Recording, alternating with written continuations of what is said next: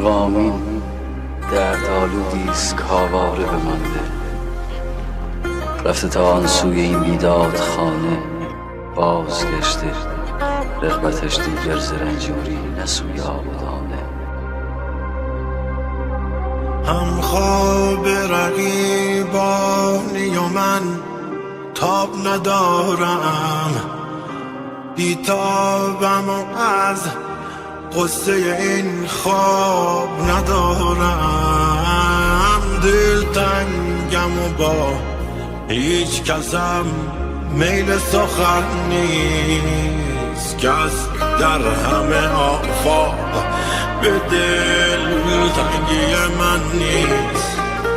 بسیار ستم کار و بسی عهد چکن هست، اما به ستم کاری آن عهد چکن نیست، عهد چکن نیست.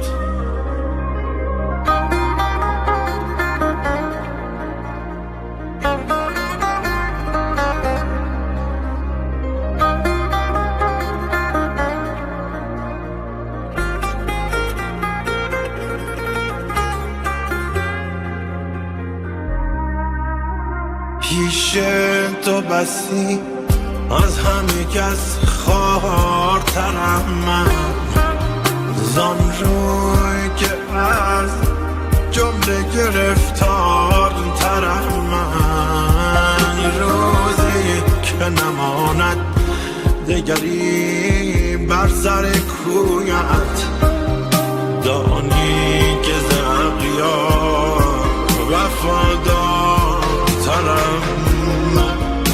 بر بی کسیه من نگران، چاره من کن، زان که از همه کس بی کس و بیار ترم من، بیار ترم من، بیار ترم من، بیار ترم من، بیار ترم من، بیار ترم من، بیار ترم من، بیار ترم من.